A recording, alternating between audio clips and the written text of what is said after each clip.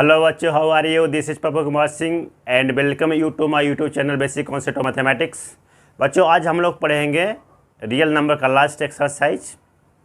किंतु उससे पहले मैं एक स्टूडेंट्स का डाउट कमेंट में मुझे मिला है, तो मैं उसके डाउट को पहले सॉल्व कर देता हूं।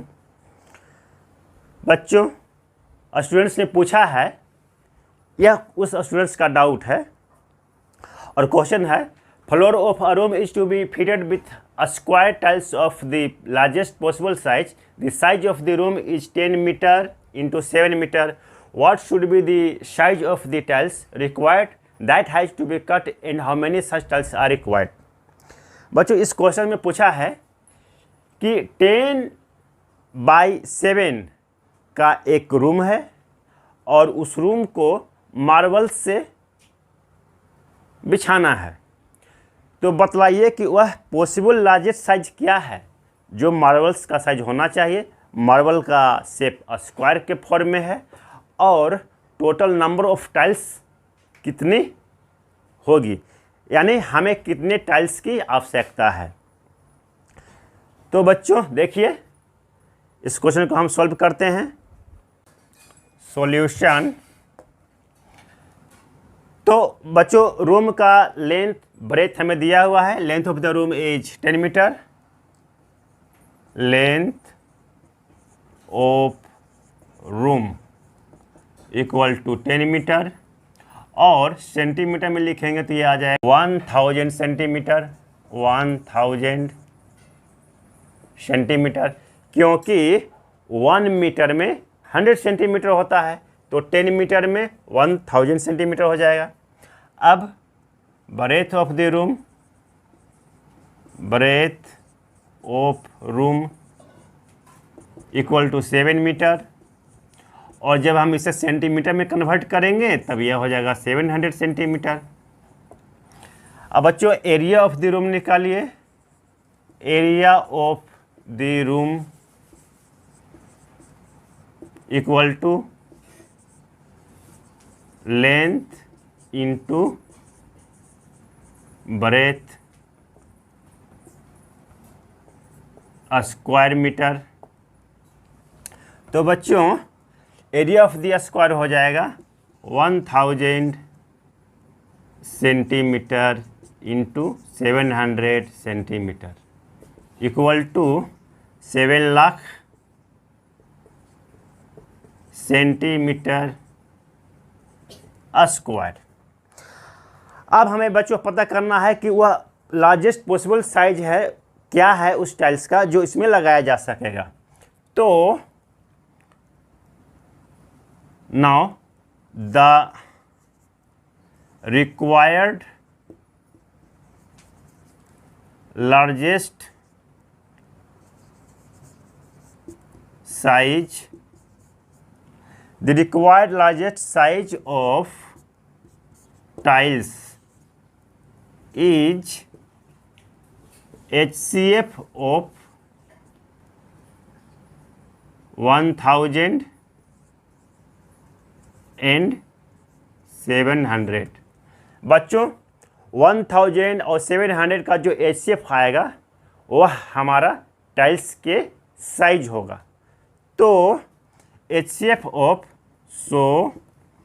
HCF of 1000 centimetre and 700 centimetre equal to हो जाएगा। आपको HCF निकालने के लिए हमने पहले ही सिखाया है। HCF जब आप निकालेंगे तो 1000 सेंटीमीटर और 700 सेंटीमीटर का HCF आएगा 100 सेंटीमीटर। अब बच्चों, टाइल्स का साइज हमें पता चल गया 100 सेंटीमीटर का, तो हमें नंबर ऑफ टाइल्स अब निकालने हैं। तो आप समझ सकते हैं कि नंबर ऑफ टाइल्स निकालने के लिए हम क्या करेंगे, दिए हुए टाइल्स का हम पहले एरिया निकालेंगे। तो अब आप यहाँ पर लिखिए द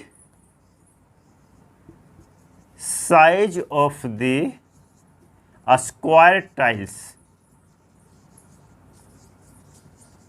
इक्वल टू 100 सेंटीमीटर। और जब आप एरिया ऑफ स्क्वायर टाइल्स निकालेंगे तब क्या आ जाएगा? So area of square tiles equal to हो जाएगा साइड स्क्वायर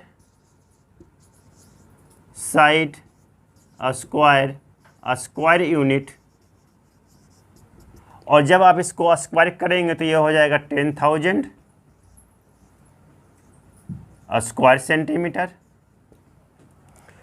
अब बच्चों हम नंबर ऑफ टाइल्स निकालने के लिए एरिया ऑफ रूम को एरिया ऑफ टाइल्स से डिवाइड कर देंगे। Now the number of required tiles equal to the area of room divided by the area of a tiles। Tiles एक टाइल्स के area से हम रूम के एरिया को डिवाइड कर देंगे। तो बच्चों एरिया ऑफ रूम क्या आया? 7 लाख स्क्वायर सेंटीमीटर।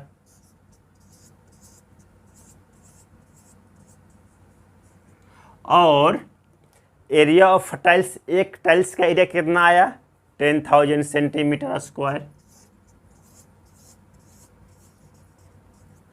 तो सेंटीमीटर स्क्वायर से सेंटीमीटर स्क्वायर कैंसिल।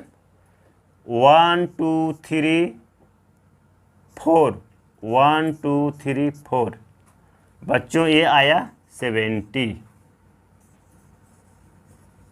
टाइल्स। हमें 70 टाइल्स की ज़रूरत पड़ेगी और टाइल्स की जो साइज होगी दैट इज 100 सेंटीमीटर। और आप इसे मीटर में लिखना चाहें तो लिख सकते हैं 1 मीटर। टाइल्स की साइज 1 मीटर की होगी और सेंटीमीटर में बोलिए तो 100 सेंटीमीटर की होगी और नंबर ऑफ टाइल्स जो होगी दैट इज 70। तो यहाँ पर आप लिख सकते हैं hence the number of tiles required is 70 tiles. Answer. और जो बच्चों साइज है that is 1 metre and the size of the tiles is 100 centimetre या 1 मीटर। बच्चों यही आपके डाउट का सॉल्यूशन है।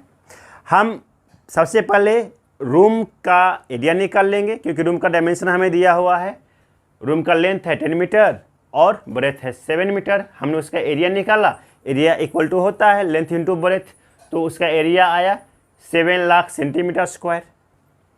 हमने मीटर को सेंटीमीटर में कन्वर्ट कर दिया। अब देखिए हमें कह रहा है what will be the largest size of the tiles. तो उसके लिए बच्चों हम 1000 और 700 का एचएफ निकाल लेंगे तो उससे हमारा टाइल्स का साइज पता चल जाएगा। और एचएफ होता है 1000 एंड 700 का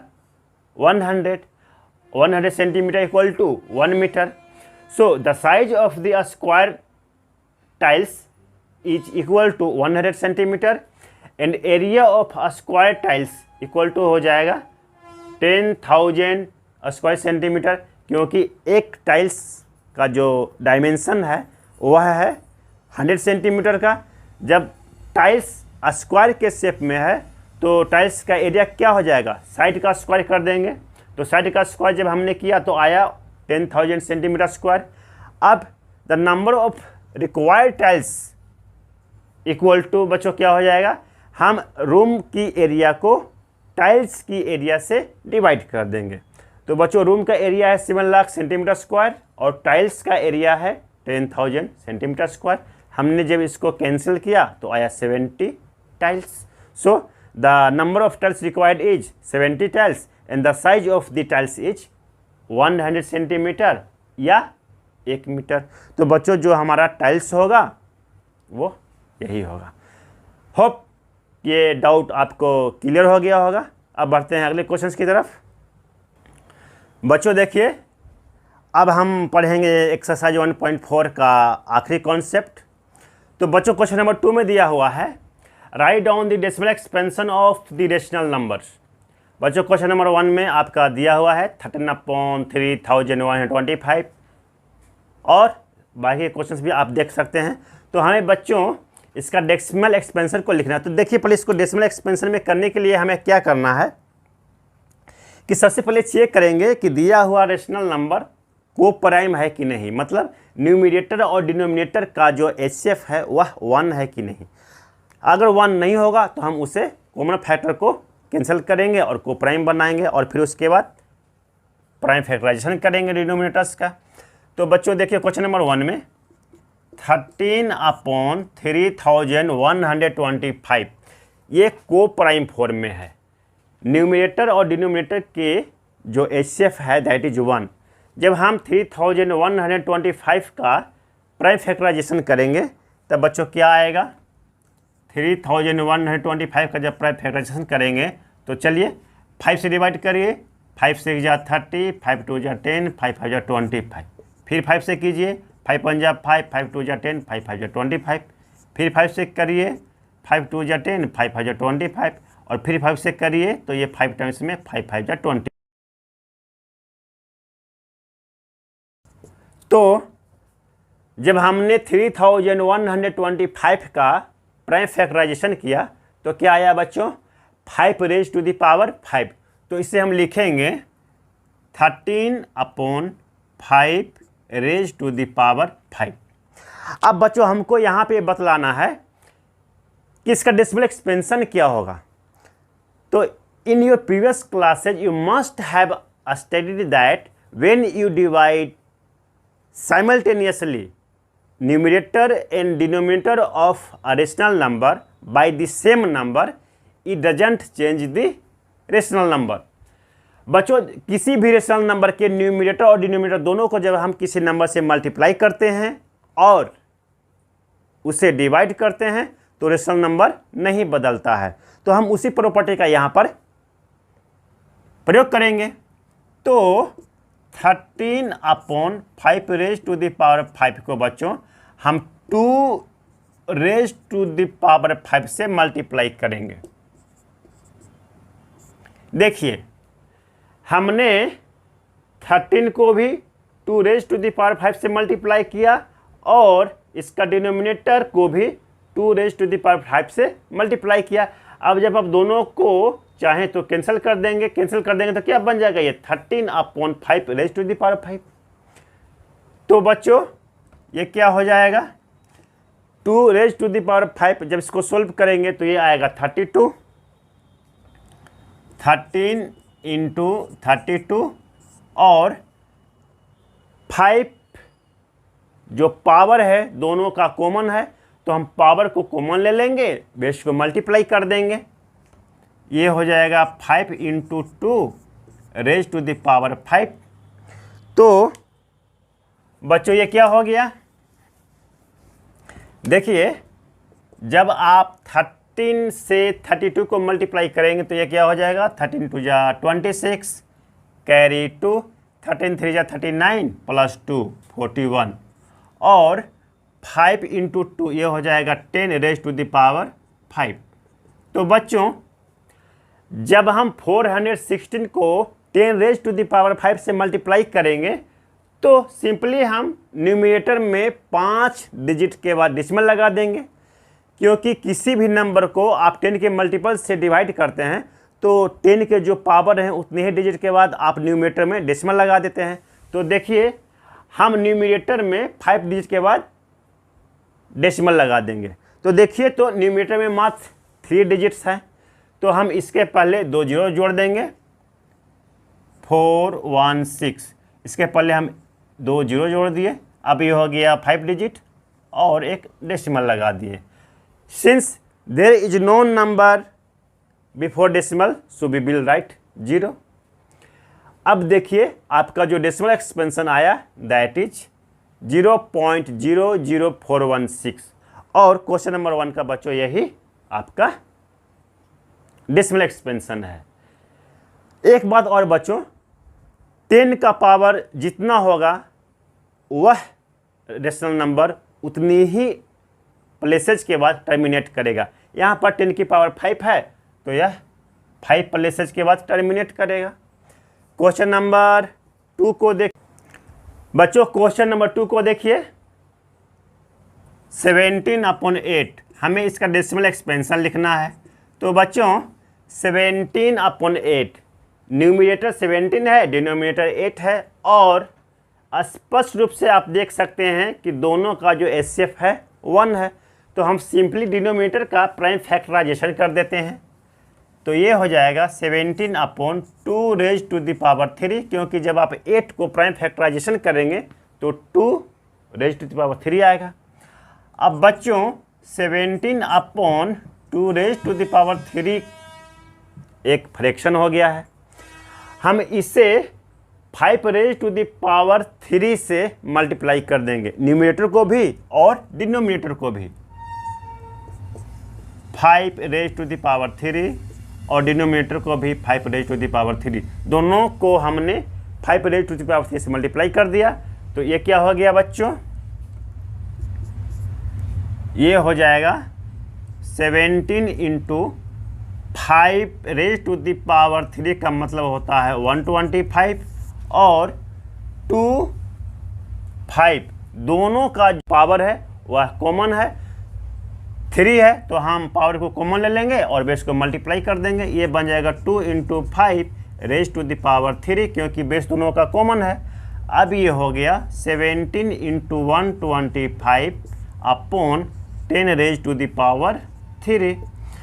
अब आप इसे मल्टीप्लाई कर दीजिए तो ये हो जाएगा 17 5 जा 85 कैरी 8, 17 2 जा 34 और 8 42 कैरी 4, 17 1 जा 17 and 4 21 upon 10 raise to the power 3। तो बच्चों 10 का पावर 3 है तो यह डेसिमल में जब कन्वर्ट करेंगे तो हम राइट साइड से 3 डिजिट के बाद डेसिमल लगा देंगे। तो इसका आंसर आ जाएगा 2.125, क्योंकि 10 का पावर 3 है तो यह after 3 places of decimal it will terminate, और यह संख्या डेसिमल के 3 प्लेसेज के बाद टर्मिनेट कर गया। जब आप इसको डिवाइड करेंगे तो आपको आंसर आ जाएगा 2.125। तो बच्चों 17/8 का जब हमने डेसिमल एक्सपेंशन किया तो आंसर आया 2.125। आप इसे अपने कॉपी में रफ भी कर सकते हैं, आंसर विल बी सेम। बच्चों तीसरा क्वेश्चन दिया हुआ है 15/1600।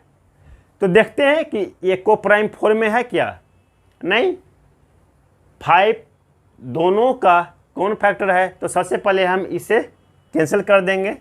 तो ये क्या हो जाएगा 15/1600। जब आप 5 से इसे डिवाइड करेंगे तो ये हो जाएगा 5 3 जा 15, 5 3 जा 15, 2 10, 5 2 जा 10 और 0। तो बच्चों ये हो गया 3/320। अब यह रेशनल नंबर को प्राइम फॉर्म में है तो हम डिनोमिनेटर का प्राइम फैक्टराइजेशन करेंगे। आइए करते हैं। 320 का प्राइम फैक्टराइजेशन करिए तो ये आ जाएगा 16, 2 जा 32, 80 2 जा 160, 42 जा 80, 22 जा 40, 10 2 जा 20 एंड 5 2 जा 10। बच्चों ये आया 2 raise to the power 6 into 5। तो इसे हम लिखेंगे 3/2 raise to the power 6 into 5 raise to the power 1, क्योंकि 5 का पावर 1 है और 2 का पावर 6 है। तो बच्चों देखिए, अब हम 320 से 3 को जब डिवाइड करेंगे तो बच्चों क्या आएगा, 3/2 raise to the power 6 into 5 raise to the power 1। अब इसका जो प्राइम फैक्टराइजेशन आया डिनोमिनेटर का, वह आया 2 raise to the power 6 into 5 raise to the power 1। तो बच्चों हम न्यूमरेटर और डिनोमिनेटर दोनों को 5 रेज टू द पावर 5 से मल्टीप्लाई कर देंगे। तब देखिए क्या बन जाएगा, ये हो जाएगा 3 into 5 raise to the power 5 और 2 raise to the power 6 into 5 raise to the power 6।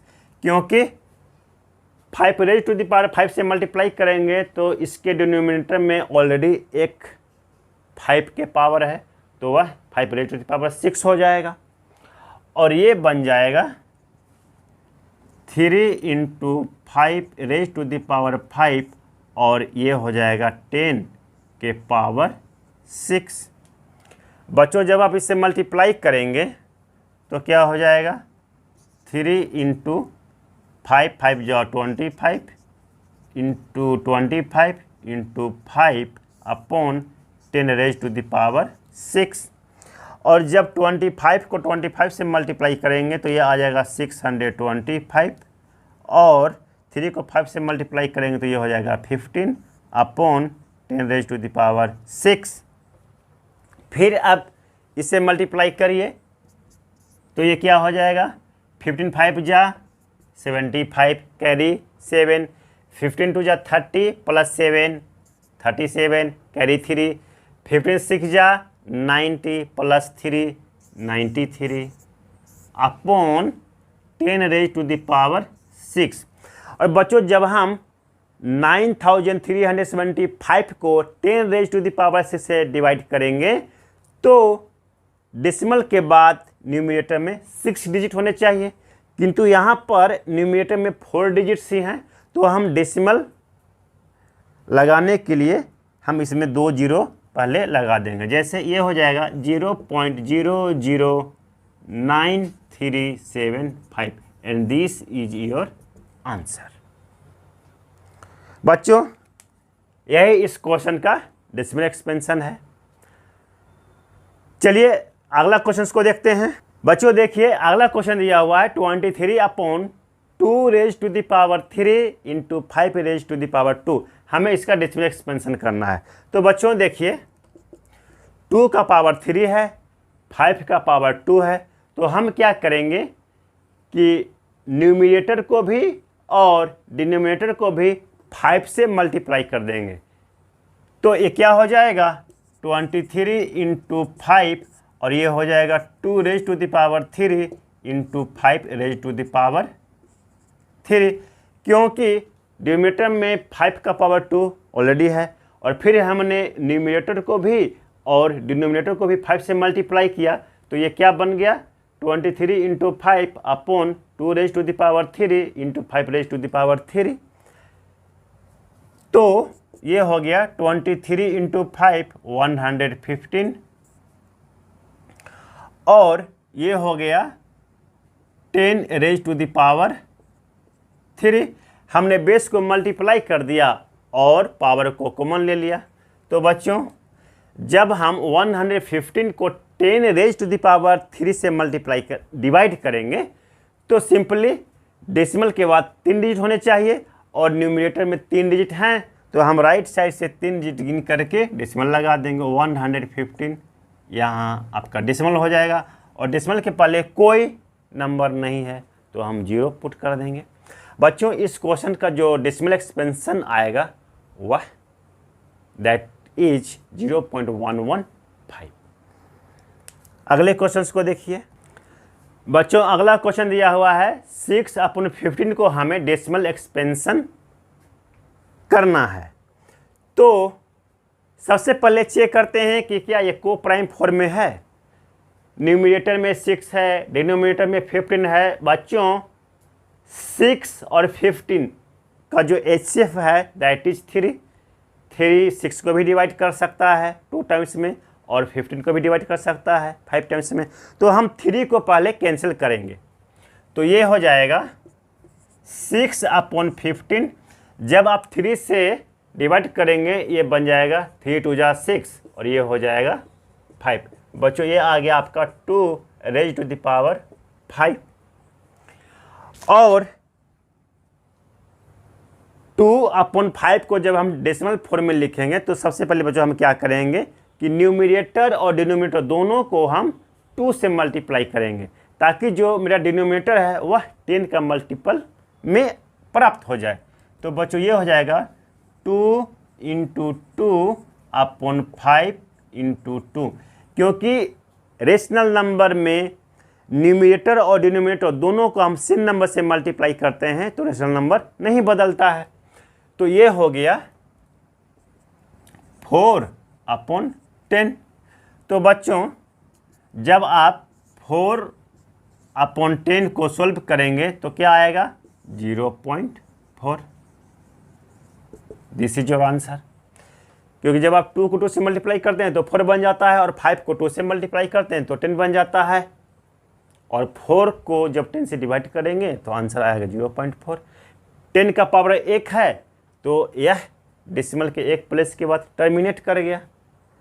अगला क्वेश्चन देखिए बच्चों। इसका लास्ट क्वेश्चन है 35/50। तो सबसे पहले चेक करिए कि ये को प्राइम है कि नहीं। तो बच्चों यह को प्राइम नहीं है, इसका HCF 5 है तो हम पहले इसको 5 से डिवाइड कर देंगे। 5 7 जा 35 एंड 5 10 जा 50। ये आ गया बच्चों 7/10। जब आप 7/10 को देखेंगे तो पाएंगे कि यह अभी को प्राइम फॉर्म में है। इनके बीच जो HCF है दैट इज 1। और जब हम 10 का प्राइम फैक्टराइजेशन करें तो 2 × 5 आएगा और अभी यहाँ पर 10 का पावर 1 है। तो बच्चों जब हम इसका डेसिमल एक्सपेंशन करेंगे तो 10 का पावर 1 है तो यह डेसिमल के एक प्लेस के बाद यह टर्मिनेट कर जाएगा तो इसका आंसर हो जाएगा 0.7। बच्चों इस तरह से हम किसी भी रेशनल नंबर को डेसिमल एक्सपेंशन कर सकते हैं। अब देखते हैं क्वेश्चन नंबर 3। बच्चों क्वेश्चन नंबर 3 में गिवन है the following real numbers have decimal expansions as given below. In each case decide whether they are rational और not. If they are rational and of the form P/Q, what can you say about the prime factors of Q। कह रहा है कि नीचे जो question दिए हुए हैं वह रेशनल नंबर हैं कि नहीं हैं। अगर वे रेशनल नंबर हैं तो Q का प्राइम फैक्टराइजेशन कैसा होगा, या कह सकते हैं कि Q का प्राइम फैक्टर्स क्या होगा। तो बच्चों देखिए क्वेश्चन नंबर 1 में गिवन है 43.1 2 3 4 5 6 7 8 9। बच्चों आप स्पष्ट देख सकते हैं कि यह टर्मिनेट कर रहा है। इसका मतलब ये हुआ कि जब कोई रेशनल नंबर P/Q के फॉर्म में होता है एंड P/Q आर को प्राइम, तो Q का जब हम प्राइम फैक्टराइजेशन करते हैं तो वह 2 raise to the power m × 5 raise to the power n के फॉर्म में आता है। इसका मतलब यह हुआ कि यह एक रेशनल नंबर है। सो लिखेंगे a rational number, it is a rational number rational number. बच्चों यह एक रेशनल नंबर है और the prime factors of Q and the prime factors of Q R 2 and 5 only. बच्चों इसका Q का जो प्राइम फैक्टर्स है वह 2 and 5 ही है, इसलिए यह रेशनल नंबर टर्मिनेट कर रहा है। बच्चों क्वेश्चन नंबर 2 में देखिए कि 0.120 1200 1200 1200 यह कंटिन्यूअसली बढ़ता जा रहा है, ना तो टर्मिनेट कर रहा है, ना तो ये ख़त्म हो रहा है और ना ही ये अपने आप को रिपीट कर रहा है। तो यह रेशनल नंबर क्या है बच्चों? नाइदर टर्मिनेटिंग नॉर रिपीटिंग, ना तो यह टर्मिनेट कर रहा है और ना ही यह रिपीट कर रहा है। तो बच्चों ये क्या है? This is an irrational number. This is an irrational number. Irrational number.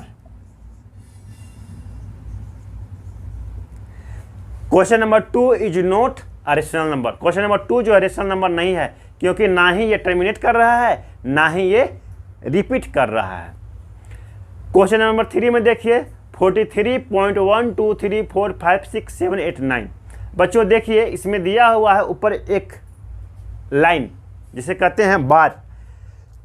तो बच्चों यह दर्शाता है कि इस रेशनल नंबर को जब हम डिवाइड करते हैं तो 1 2 3 4 5 6 7 8 9 ये रिपीट करते हैं, यानी इसको जब आप आगे लिखेंगे तो ये फिर से आ जाएगा 1 2 3 4 5 6 7 8 9 और बच्चों ये फिर रिपीट करता जाएगा। तो ये कभी ख़त्म ही नहीं होगा, किंतु यह अपने आप को रिपीट करेगा। तो बच्चों ये हुआ आपका रेशनल नंबर, और जब हम इसका प्राइम फैक्टराइजेशन करेंगे तो पाएंगे कि Q का जो प्राइम फैक्टर्स है 2 5 के अलावे और अन्य फैक्टर्स भी है। तो इसे लिखेंगे is a rational number. Is a rational number.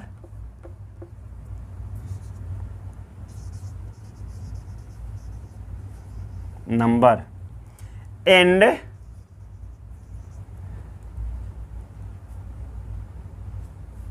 the factors of Q is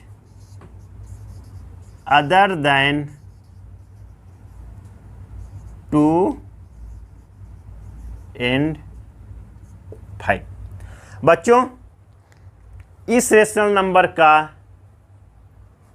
Q का डिनोमिनेटर का जब हम प्राइम फैक्टराइजेशन करेंगे तो पाएंगे कि डिनोमिनेटर्स का प्राइम फैक्टर्स 2 5 के अलावे और भी कोई दूसरी संख्या है जो डिनोमिनेटर का प्राइम फैक्टर्स है। तो बच्चों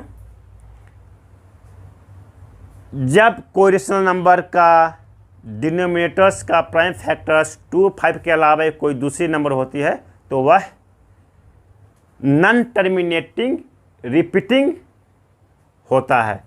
तो यह नॉन टर्मिनेटिंग है और रिपीटिंग है। So it is a rational number and the factors of Q is other than 2 and 5।